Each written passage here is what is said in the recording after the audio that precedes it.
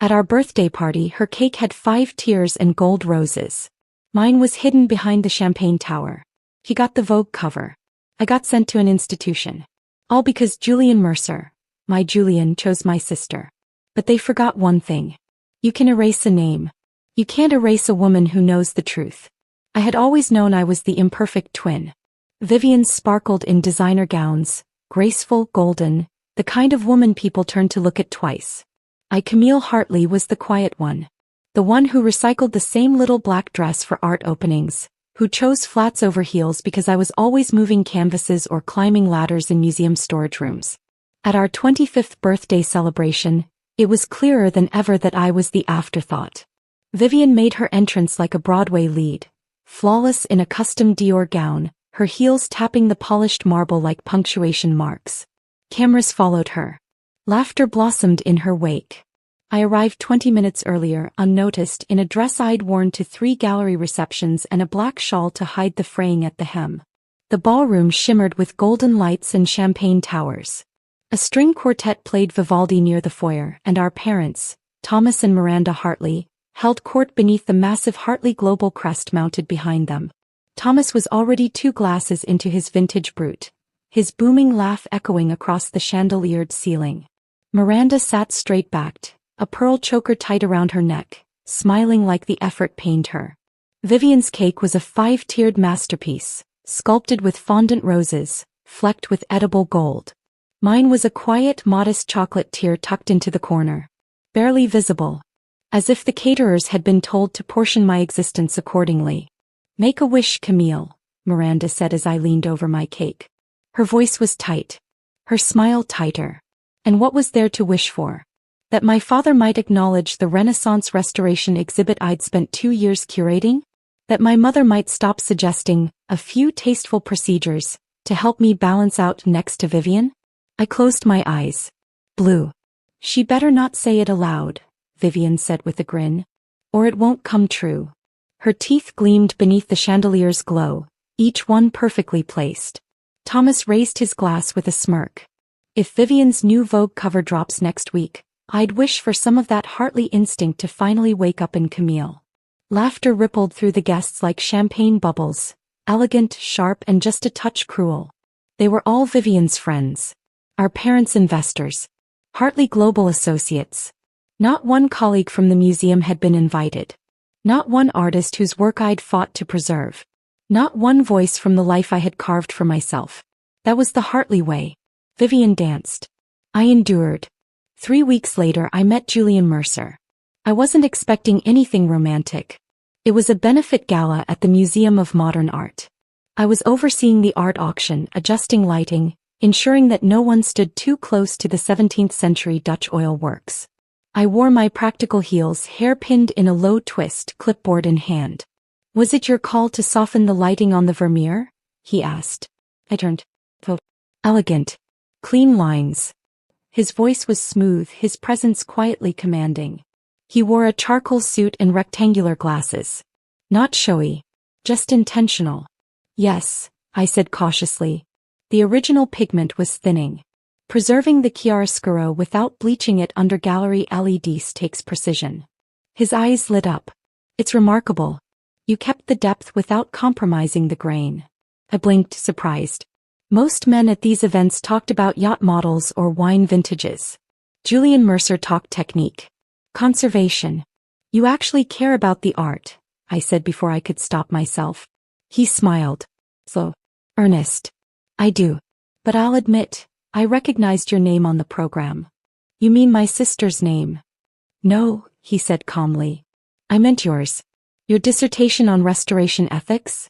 We cited it in designing the pigment analysis algorithm for Mercer Innovations preservation software." Took a moment for that to sink in. I was seen. Not as a Hartley. Not as Vivian's twin. Not as the museum's logistics girl. As Camille. Over the next month we met again. 4 times for coffee. Twice for dinner. Once at an obscure exhibition on neoclassical forgery where we argued, good-naturedly, about brushstroke authentication. He never brought up my sister. Never asked about my family. He asked me, about art, about the emotional labor of curation, about the joy of rediscovering lost textures under layers of dust and time. We kissed on the steps of the Met after a sudden spring rain. No paparazzi. No declarations. Just the warmth of his hand on my jaw, the drizzle clinging to our coats, the electricity between us that needed no permission. For the first time in my life I wasn't the second thought. And then there was dinner. A Sunday Hartley tradition filled with roast lamb, monogrammed napkins and wine older than I was. Midway through the second course, Vivian set her knife down. Julian called, she said, casual as ever. He's interested in Hartley Global's downtown commercial blocks. Thomas leaned forward immediately. Finally. That boy has vision. I blinked. He never mentioned that. Vivian smiled, slicing into her steak. He also invited me to the mayor's charity ball next weekend. Silence dropped like a curtain. My fork stopped midair. That's not possible, I said. Vivian tilted her head. What isn't? Julian and I have been seeing each other. For weeks. My mother's glass chimed against the plate. My father's eyes narrowed.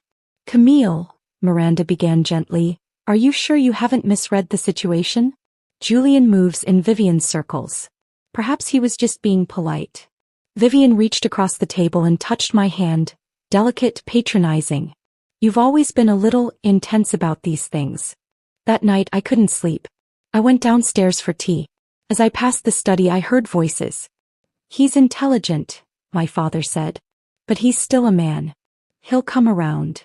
Camille's emotional instability, her obsession with art, it's embarrassing. She's passionate, Julian said, defensive. There's a place in Switzerland, Thomas cut in. Discreet. Active. They specialize in refinement. In realignment.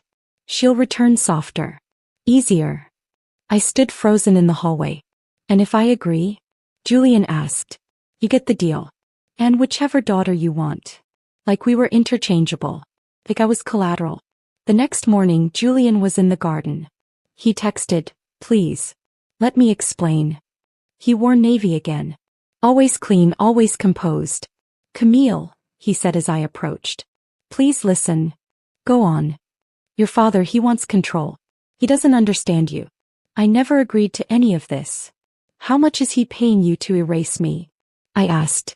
His face flinched. It's not like that. It's exactly like that, I whispered. Is this for my own good too? He reached for my shoulder. You're spiraling. You need to. That's when I felt it. A sharp prick in my neck. Something cold flooding my bloodstream. Hands on my back. Footsteps behind me. Julian's face above mine. His mouth moving. Apologies maybe. Excuses. And then the light shattered like broken glass over canvas. And everything went dark. I woke to the low hum of an engine and the scent of leather. My vision was cloudy, the world soft at the edges like I was underwater. My arms felt strangely heavy. When I tried to move them I heard the faint clink of padded restraints. The interior of the vehicle was sleek, the kind of luxury only the ultra-rich could design to feel like a cradle and a coffin all at once. Beyond the tinted window the world was pristine. Snow-capped mountains rolled across the horizon under a painfully blue sky. It would have been beautiful if I hadn't been drugged and transported across international borders like luggage. She's awake, a woman's voice said. Clinical. Detached. A man leaned over me, his white coat sharp against the soft brown leather seats. Miss Hartley, he said in a neutral tone. I'm Dr. Werner. We'll be arriving at the institute shortly. The confusion will pass soon. I tried to form words but my tongue felt foreign in my mouth. Sluggish. Numb. When I finally managed to whisper it came out like static. Where am I? Switzerland, he replied. Celestia Hills Institute for Behavioral Refinement. You've been enrolled in our exclusive wellness program. Wellness program. That phrase might have been amusing if my wrists hadn't been strapped to the seat. The building looked like it had been dropped from a billionaire's Pinterest board. All glass, brushed steel and Scandinavian minimalism. Tucked neatly into the side of a mountain, it had the exact cold perfection of a museum exhibit. Everything was spotless. I was rolled through the automatic doors in a wheelchair, though I wasn't sure if I was too weak to walk or if they simply didn't trust me to. The reception area looked more like a luxury hotel than a hospital. If hotels came with biometric scanners and security guards who pretended to be polite. A silver-haired man approached with the kind of posture that came from breaking people for a living. "Miss Hartley," he said, offering a hand I didn't take. "I am Dr. Ansel Riker, director of Celestia Hills." He had a faint German accent, clipped and controlled. "We specialize in emotional restructuring and personality optimization for individuals of your standing." "You mean kidnapping and brainwashing?" I asked, my voice raw but steady. He smiled as if I'd complimented his tie. "Your father mentioned your spirited nature. We'll help you channel that energy more productively." They showed me to a suite. Yes, a suite. Beautifully furnished with pale gray walls and sweeping views of the valley. But every surface was rounded, every drawer locked. The windows didn't open. The bathroom door had no lock. The closet contained only 3 identical sets of loungewear. White, soft, sterile. "Your personal items will be returned when appropriate," Dr. Werner said as he gently took my phone, my watch, even the gold clip from my hair. "Dinner is at 6. Tomorrow we begin your plan." Plan? That night, I sat on the edge of the neatly made bed, staring at the quiet terror that was tasteful captivity. They didn't scream or hit. They didn't need to. They smiled. They called you Miss Hartley. They served your medicine with chamomile tea. But the trap was set. Every day began the same. A paper cup of pills. No names, no explanations. If I hesitated, they offered gentle encouragement. If I refused, a nurse would come, always kind, always smiling, and administer them through injection. Within 20 minutes, the fog settled in. My thoughts slowed. My emotions dulled. Everything became muted. After the pills came adjustment sessions. Dr. Riker loved euphemisms. Adjustment therapy involved watching footage. Me at gallery openings talking passionately about Renaissance ethics, museum lectures, paired with visuals of my emotional episodes. Each moment was labeled. Obsession. Volatility. Delusional attachment. They used mild electric pulses, subtle nausea, even noise distortion to recondition emotional triggers. It wasn't therapy. It was engineering. By the end of the first week, I knew the goal.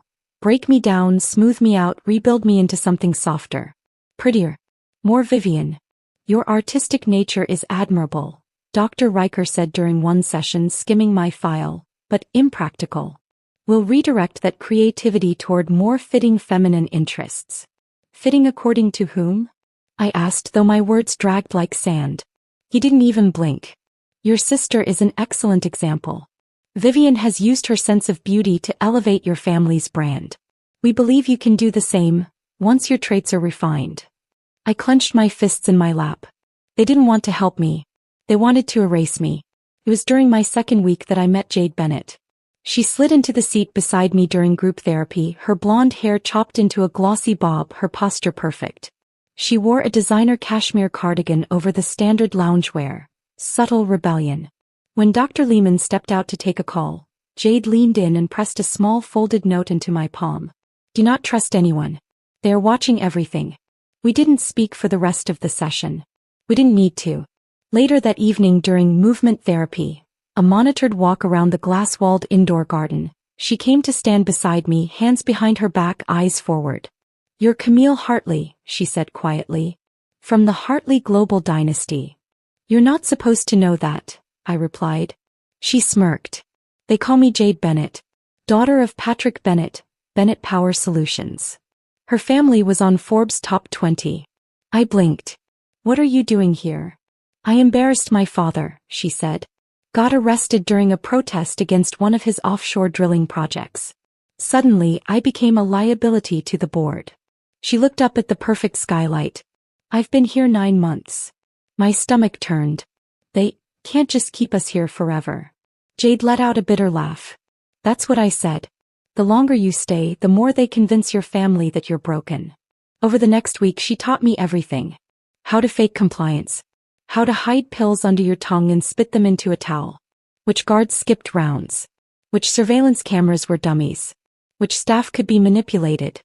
"We need to find our files," she said one night while we sat cross-legged in her room during relaxation hour. "I want to know what they're really doing to us."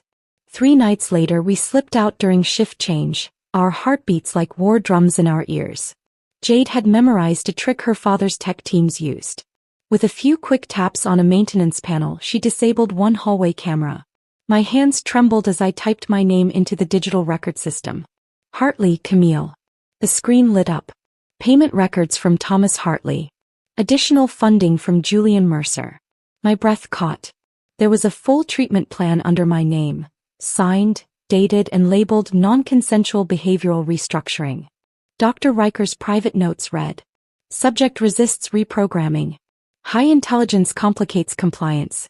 Recommend dosage escalation and initiation of phase 2. Estimated time to full integration, 6 to 8 months. I turned to Jade, my voice hoarse. What's phase 2? Her face paled. That's when they erase you completely. I stared at her.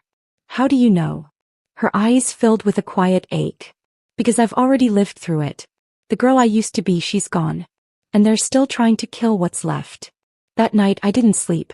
I lay in my bed, silent and still, the medication I'd hidden burning in my palm like a secret. I had no way out yet. No plan.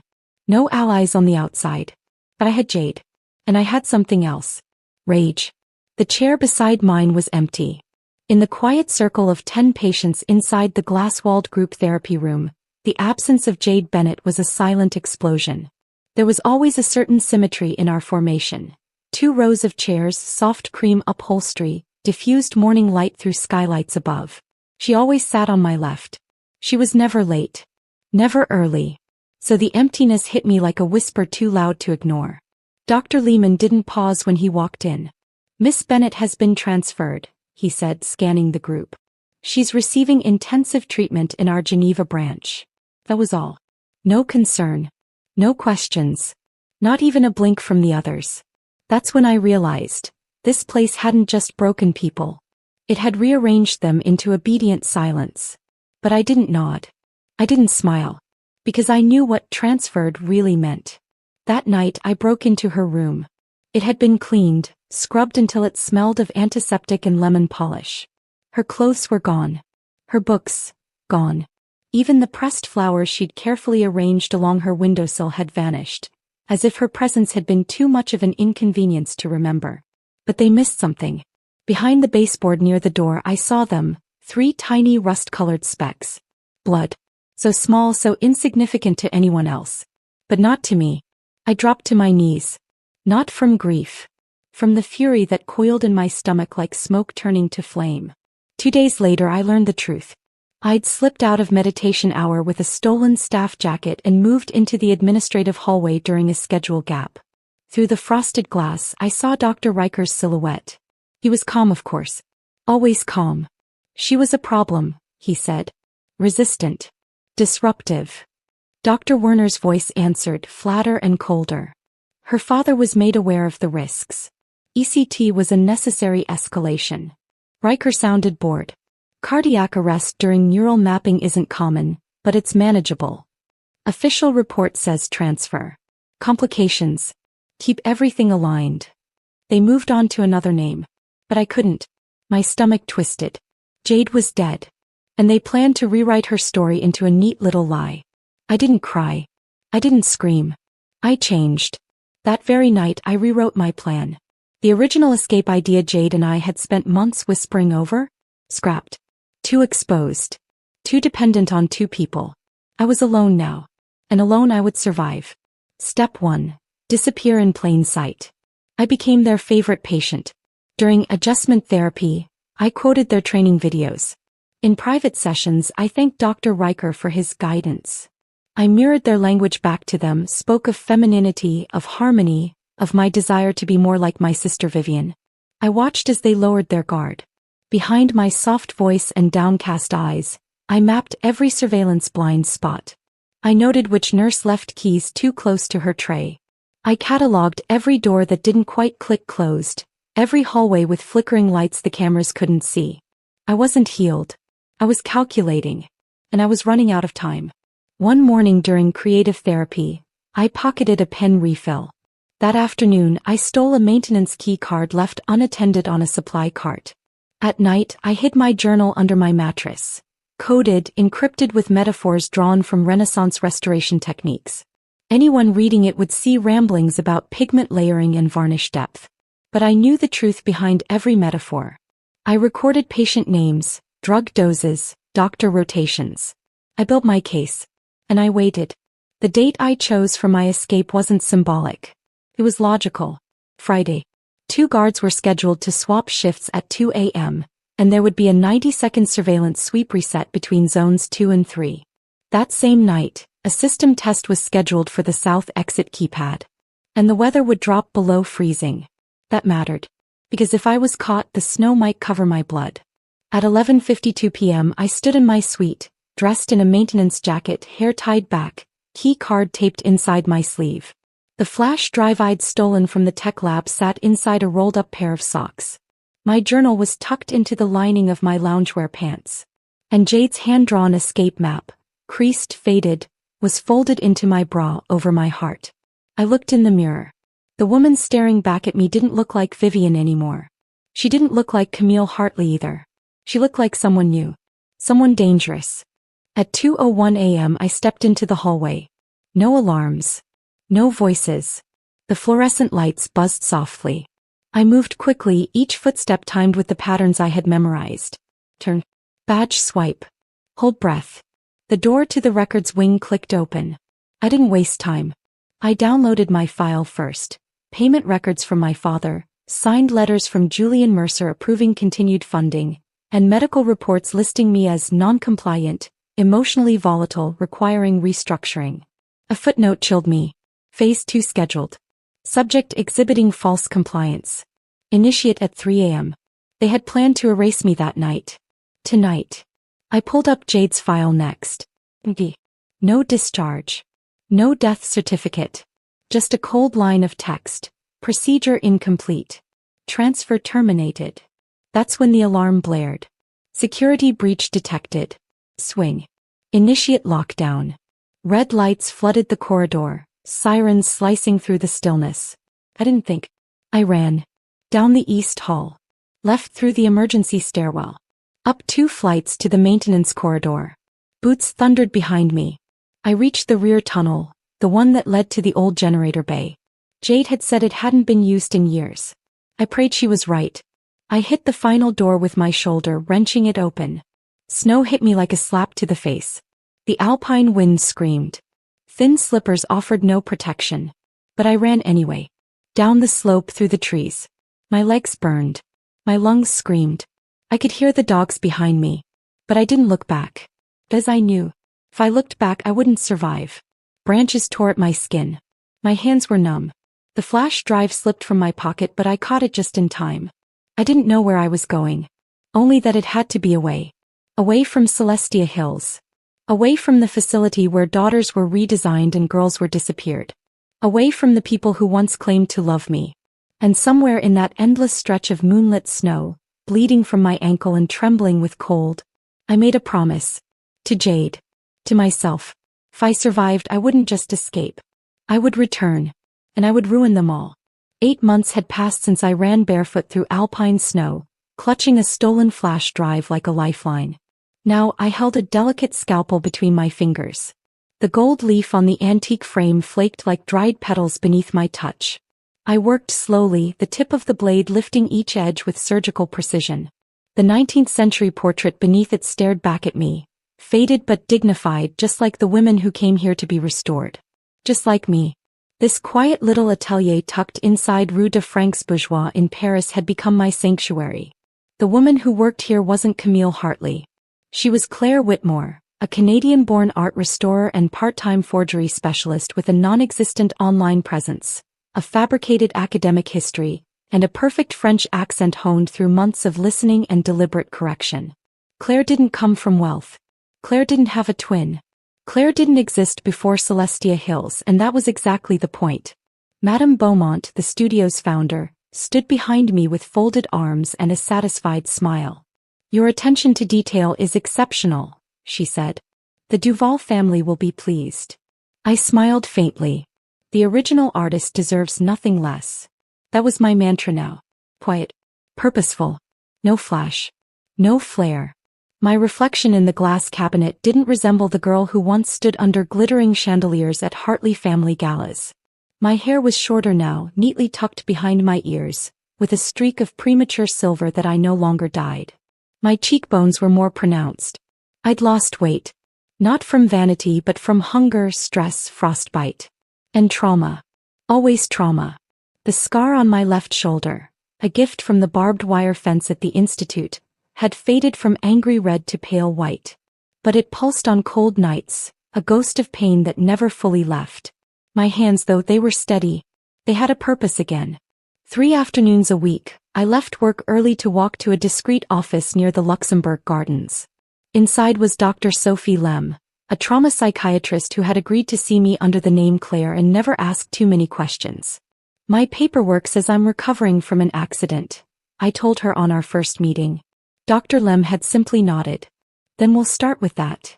We never used the word institute. But she knew. I think she always knew. She taught me how to ground myself when panic clawed at my throat in public spaces. How to scan a room for exits. How to distinguish real danger from old fear. Some days I barely spoke. Others I told her stories in pieces, coded like my journal. About a friend who disappeared. About a family who replaced love with strategy. About a place that called itself a wellness center but felt like psychological war. You are healing, she said once. No, I replied. I'm rebuilding. That Thursday I stopped at a quiet cafe on the way home. It was my ritual. Espresso, 1 sugar, back corner table. I placed my tablet beside the sugar bowl and opened a private browser. Claire Whitmore had no social media. No digital footprint. But Camille Hartley still checked. I typed it in. Vivian Hartley. Julian Mercer. Wedding. Hundreds of hits. Their engagement had made the cover of New York Society Weekly. The merger between Mercer Innovations and Hartley Global had sent stock prices soaring. There were articles about the power couple of the decade, speculation about a Vogue exclusive, even a list of honeymoon destinations. The wedding was set for June. At the Hartley estate. The same estate where they tried to erase me. I closed the browser the moment the waiter approached with my drink, shielding the screen like a wound. "Un lettre pour vous, mademoiselle," he said gently, placing a silver tray before me. I blinked. A letter. There was no return address. But the concierge said it was urgent. My breath caught as I stared at the cream-colored envelope. It had no markings. Just one word on the front, written in precise, careful script. Claire. I hadn't told anyone this name. No one but Madame Beaumont. And Dr. Lem. My fingers trembled as I slipped it into my coat pocket and walked home through the drizzle. My apartment in the Marais was modest but sunlit. 5th floor walk-up. 1 bed, 1 kitchen window, 2 locks on the door. It smelled like lavender soap and old stone. I sat at the table, took a deep breath and slid the envelope open. Inside was a thick invitation card trimmed in gold foil. The kind the Hartleys would choose. Mr. and Mrs. Thomas and Miranda Hartley. Request the honor of your presence at the marriage of their daughter, Vivian Hartley, to Mr. Julian Mercer. Saturday, June 17th. At the Hartley Estate, New York. My coffee cup slipped and shattered on the floor. Dark liquid spread across the tiles like a spill of ink. But I didn't move. I stared. How had they found me? Who knew? Then something else slipped out from behind the invitation. A handwritten note. In familiar script. Camille. I respected your wish to disappear. But there are things you don't know. Things I need to say. Face to face. Please come home. Not for them. For the truth. Julian. I sank to the floor. Surrounded by shards of ceramic and the bitter scent of spilled coffee, I sat in silence. My heart was steady but my hands trembled. The invitation alone could have been their way of mocking me. But this, Julian's letter, meant something else. That he was still watching. Still reaching for a version of me he had helped destroy. What hurt the most wasn't fear. It was the small, sharp flutter in my chest. Shame. Because I had once loved him. Because a part of me still remembered the way he said my name when no one else was listening. That night I made 2 phone calls. The first was to Marcel, a contact Madame Beaumont had once introduced me to, a forger who specialized in clean identities for complicated people. I might need to disappear again, I told him. Start preparing something. Just in case. The second call was harder. It was to Dr. Lem. She answered on the second ring. I need to learn how to face the people who hurt me, I said quietly. Because I'm going home. The Hartley estate hadn't changed. The same manicured hedges. The same ivory fountain gurgling in the center courtyard. The same white marble facade, standing cold and proud beneath perfect blue skies. Everything was exactly as I remembered. Except me. I stepped out of the taxi in a tailored navy blazer and dark sunglasses. My hair tucked neatly, my posture unyielding. Claire Whitmore stayed behind in Paris. Today I was Camille Hartley again. Daughter of the house. Daughter they tried to erase. The butler opened the door before I could ring. His mask of professionalism slipped for just a moment. Miss Camille, we were not expecting you. Clearly, I said. The foyer smelled like glass cleaner and wealth. I left my small suitcase by the door and walked through the familiar halls with a calm I didn't feel. Voices floated from the garden. Floral arrangements, catering instructions, laughter. The wedding planners were here. Of course they were. Through the French doors I spotted them. My mother in a pale pink Chanel suit, directing florists with military precision. Vivian, dressed in ivory, flipping through a binder. And Julian, standing beside my father, glass in hand. He saw me first. His expression fractured. My father followed his gaze. His mouth opened slightly. My mother dropped her clipboard. Camille, she said, brittle as glass. I took off my sunglasses. Hello, Mother, I said. I got the invitation. The silence after my words was almost beautiful. Across the sunlit patio, a florist's hand stilled mid-spray. One of the caterers turned to the planner and murmured something under her breath. The wedding photographer lowered her camera slowly, eyes wide. Vivian's posture, always perfect, faltered for a fraction of a second. Then my mother stepped forward, recovering her poise with rehearsed grace. Darling, she said tightly, voice trembling under the strain of appearances, we had no idea you'd been discharged. Your treatment facility said you checked yourself out. I smiled. I'm sure they did. We've been so worried, she added, pressing a hand to her pearl necklace. We didn't know how to find you. How kind, I said, folding my sunglasses and slipping them into my blazer. Though curiously you didn't try. My father cleared his throat, sharp and commanding. Camille, this is hardly the time. For what? I asked calmly. Truth? Accountability? An adult conversation about how you sent your daughter to be chemically restrained and emotionally dismantled so your favorite could secure a merger. Vivian blinked slowly. You always were dramatic. The Celestia Hills Institute, I said, tilting my head. You helped pick it out, Vivian. Don't pretend you didn't. My mother shifted her weight, eyes darting toward the vendors. Why don't we give the family some privacy, she said, fake cheerful, clapping her hands together. The planner, clearly used to wealthy dysfunction, moved quickly. Of course. Let's move the arrangements to the East Terrace, everyone. Let's give the Hartleys a moment. I stood still as the crew packed up their tools and clipboards. When the last florist disappeared through the hedges, I turned back to them. Julian hadn't spoken. Not once. Not even as I met his eyes. Hello, Julian, I said. Congratulations on the engagement. And the merger. I heard your stock went up 15%. 12, he answered automatically. Then winced. Like realizing how absurd that sounded. Dinner that evening was like being lowered back into warm water, only to find it had frozen over without warning. We sat around the long mahogany table in the formal dining room, just as we had when I was 16 and grounded for refusing to go to a debutante gala. The chandelier glittered overhead. The silverware gleamed. The wine decanted was vintage.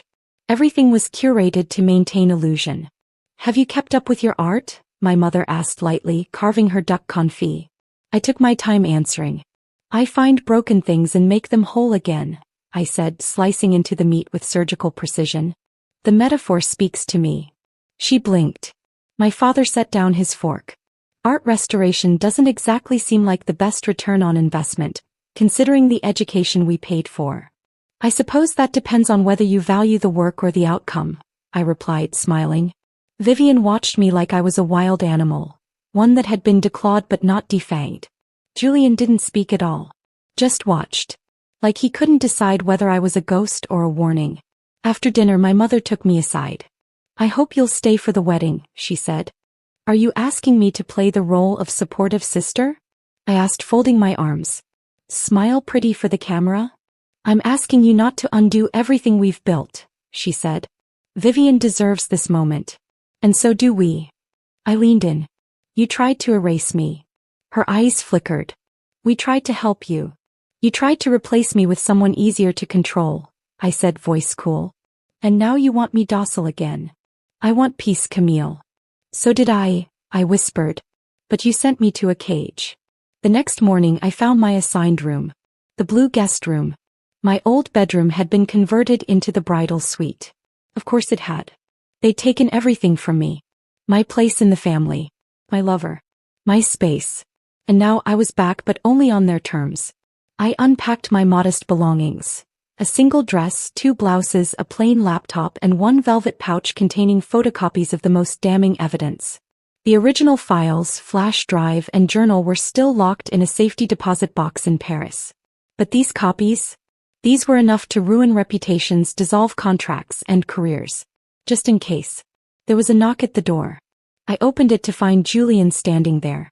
He looked tired. Not just physically. Worn. Frayed around the edges. May I come in? He asked quietly. I stepped aside. He didn't sit. Didn't speak for a moment. He stood in the middle of the room like a man approaching a firing squad. You seem different, he said. I studied him. This is what betrayal does to a person. Camille. No. You don't get to speak first, I said, cutting him off. You lost that privilege when you signed the transfer papers. I didn't know what they were doing. You funded it. He flinched. Kept going. Phase 2 was scheduled the night I escaped. That's what they call the part where they stop trying to fix you and start erasing you. I didn't know, he said again, softer now. I don't care. He took a breath. I came to say I'm sorry. I stared at him. I came to say that if you ever truly meant what you said to me, at the Guggenheim, in the rain, in the quiet, then you will never speak of it again. Because it doesn't matter now. He didn't argue. Didn't reach for me. Didn't pretend. He nodded. And left. Over the next week I became indispensable. I offered to help Vivian finalize seating arrangements. I walked the grounds with the planner and made suggestions for floral design. I assisted my mother with the dinner menu, reminding her that Julian didn't eat shellfish, because no one else remembered. I asked Vivian which wine Julian preferred with beef, because no one else had paid attention. I played the perfect sister. The recovered, reformed, elegant twin. I smiled often. I nodded at the right moments. I earned their unease. Vivian confronted me on Thursday. We were in the conservatory choosing flowers for the altar. She stared at me over a notebook of options.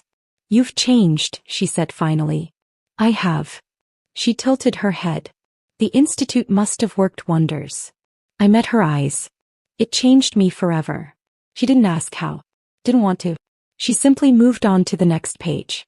At night, when the house quieted and I returned to the blue room, I opened my laptop and reviewed the timeline. The wedding was in 8 days. But my moment would come before then. My goal wasn't to stop the ceremony. It was to dismantle the empire they'd built atop my silence.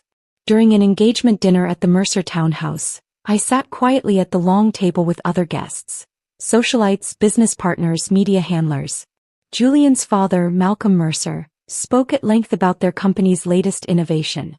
Our behavioral prediction algorithms can anticipate consumer decisions with 87% accuracy, he boasted. Fascinating, I said. Does it work on individuals or only mass behavior? He smiled at me like a child speaking out of turn. Both. But individual profiling requires deeper data sets. Medical records, psychological profiles. From treatment centers? I asked lightly. Pause. Malcolm sipped his wine. Among other sources. I smiled. Good to know. Julian looked away. That night I slipped into my father's home office. Password? Still Vivian's birthday. I went through emails until I found it. The smoking gun. Conversations between Hartley Global, Mercer Innovations, and a third party known only as the Behavioral Modification Research Group. Subject line. Partnership proposal. Advanced human prediction models. Attached. Trial data from Celestia Hills. They had used the institute to map our minds. Not just to erase us. To study us. Emotion. Memory. Resistance. Every breakdown, every sedated scream, every reluctant yes. All fed into a software system designed to predict and profit off of human behavior. I closed the laptop. The weight of what I now held felt like a loaded weapon. And I intended to use it. June 17th arrived like the eye of a storm. The Hartley estate bloomed with extravagance. Gardenias laced each archway, gold-draped chairs lined the lawn, and champagne towers sparkled under the late afternoon sun. Guests whispered and smiled with teeth too white and backs too straight, every word rehearsed for society pages and press releases. Vivian had never looked more perfect. Her gown was a column of silk and Swarovski crystals, clinging to her like she'd been poured into it by ambition itself. Her veil, a dramatic 12 feet of tulle, floated behind her as she stood near the marble fountain for pre-ceremony photos. Julian stood beside her in a hand-stitched tuxedo, the knot of his bow tie so precise it could have been digitally calibrated. His jaw was tight. His eyes, unreadable. I watched from the edge of the courtyard, a serene smile pasted across my face. My dress was matte black. A color Vivian once claimed sucked the light from a room. Good. That was exactly the plan. At 3:58 p.m., guests began to take their seats. The quartet played Debussy's Clair de Lune. The photographer darted between rows, whispering about angles and light balance. The pastor reviewed his cue sheet. A drone hovered discreetly above the treetops to capture aerial footage of the Golden Isle. At 4 p.m. sharp, Vivian stepped forward, arm looped through our father's. Applause murmured like a tide. She was 30 feet from Julian when I moved. My heels echoed on the marble tiles as I stepped into the aisle, cutting directly in front of her. Gasps rippled. Cameras flashed. The music stuttered to a halt. Vivian's lips barely moved. "Camille, what the hell are you doing?"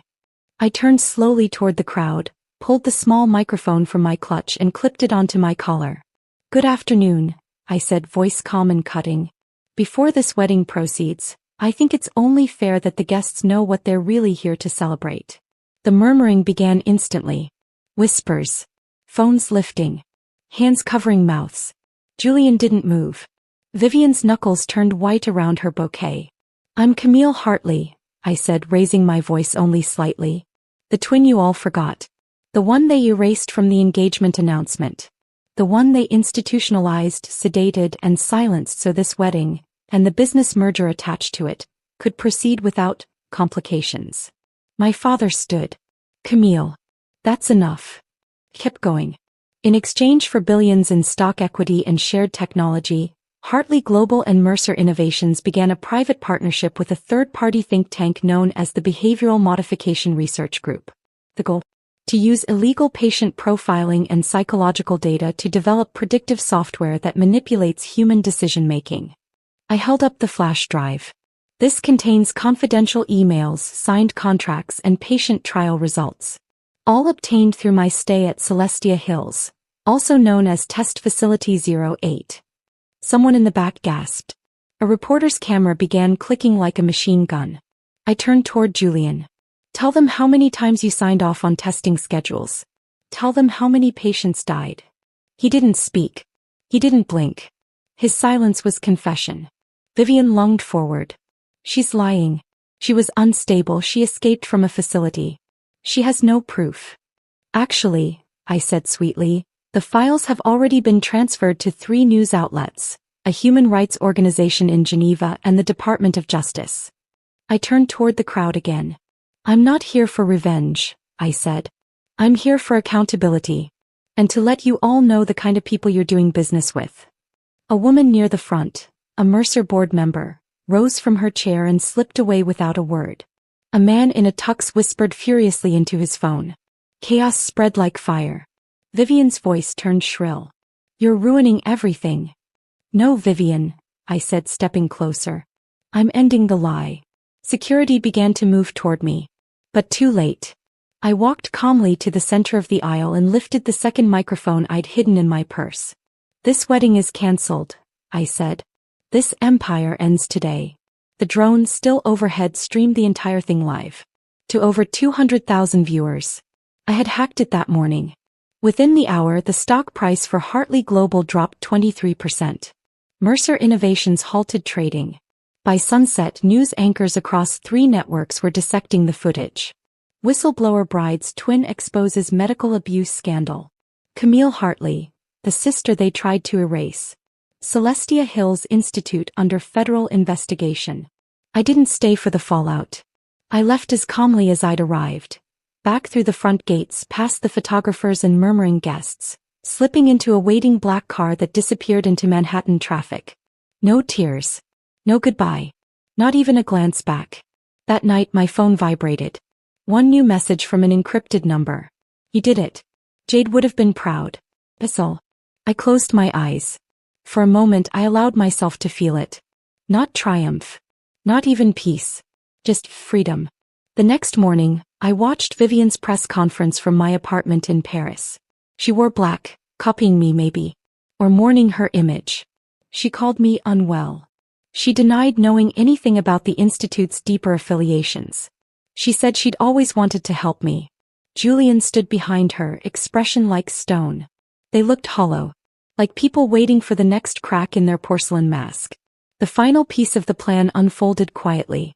2 weeks later, The Atlantic ran a long-form exposé titled, "The Twin They Tried to Erase." How Camille Hartley Took Down an Empire Built on Silence. It included testimonies from other former patients, emails, signed letters, and a photograph of me, unapologetically unedited, standing at the wedding with a microphone in one hand and a calm expression on my face. It went viral. Not because I was beautiful. Not because I was rich. But because I had survived. And then I'd burn the whole machine down. 2 weeks after the wedding imploded, the Hartley estate caught fire. The official report said it was an electrical malfunction in the West Wing, faulty wiring in the bridal suite Vivian had claimed for herself. But rumors spread faster than flames ever could. Some whispered it was arson. Others blamed sabotage by former investors. I didn't care. What mattered was the symbolism. The house that tried to bury me had finally turned to ash. I stood outside the scorched ruins one morning in a tailored black coat, gloves in my pocket, sunglasses shielding my eyes from the sunrise. The estate was cordoned off, security stationed along the perimeter like sentinels with nowhere left to guard. Vivian stood a few feet away, watching the same smoke curls that rose from the skeleton of our childhood. She didn't look polished anymore. Her usual silk blouse was replaced by an old turtleneck and coat several seasons out of date. Her once glossy hair was pulled back into a tight, unforgiving bun. "Quite the metaphor," I murmured, stepping beside her. She didn't answer at first. Just lit a cigarette with trembling hands. "You shouldn't be here," she said finally. "And yet I am." She exhaled smoke into the frigid air. "You got what you wanted. You destroyed us." "No," I said. "You destroyed yourselves.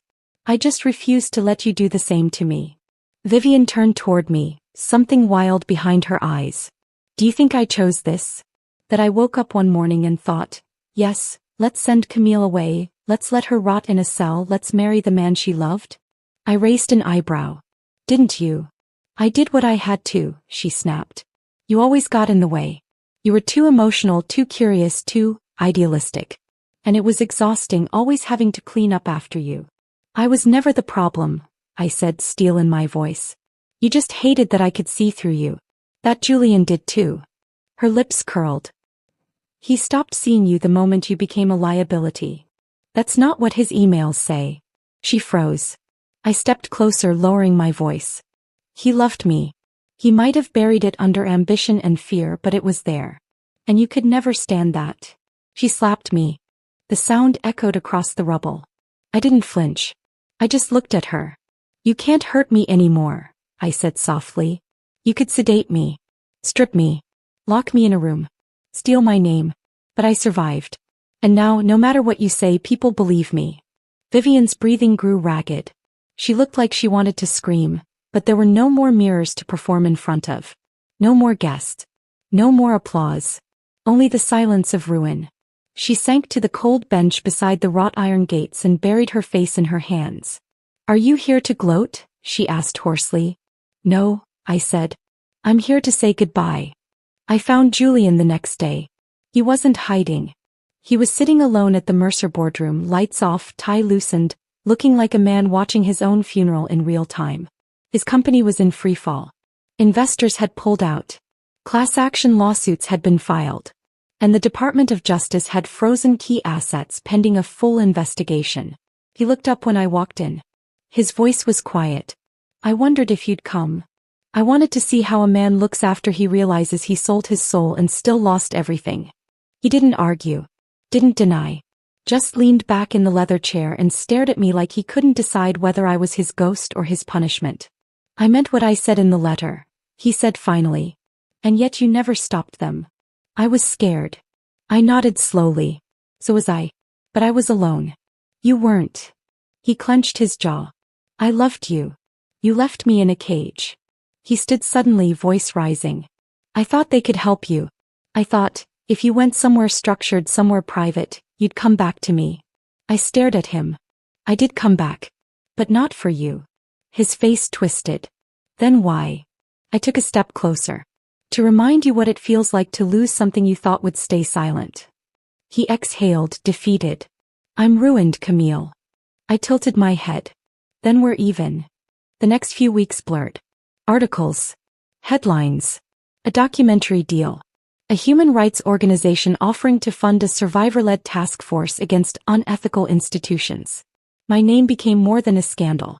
It became a symbol. Not of tragedy, but of defiance. Still, I kept my distance from the noise. Let others handle the fame, the interviews. My power wasn't in microphones or camera angles.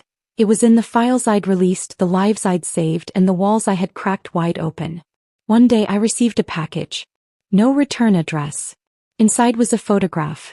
Me and Jade sitting on the floor of Celestia Hills, back to back, heads tilted toward each other, laughing at something we no longer remembered. Taped to the back was a note. You carried the torch. I carried the lens. Jade hadn't died. She'd escaped. And she'd been watching. Months later, I stood on a stage in Geneva, invited to speak at the World Psychological Ethics Forum.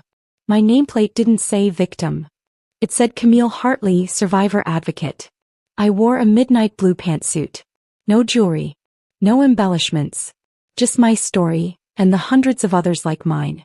I looked out at the crowd, took a breath, and spoke. Some families inherit wealth. Others pass down silence. Mine tried to give me both. I refused. The sea outside my new apartment whispered like an old friend. Not loud, not commanding, just present. Always present. My balcony overlooked a quiet stretch of coastline in southern Portugal. The cliffs were honey gold, the sky watercolor blue, and the waves never asked me questions. I liked that. I didn't need to explain who I was here.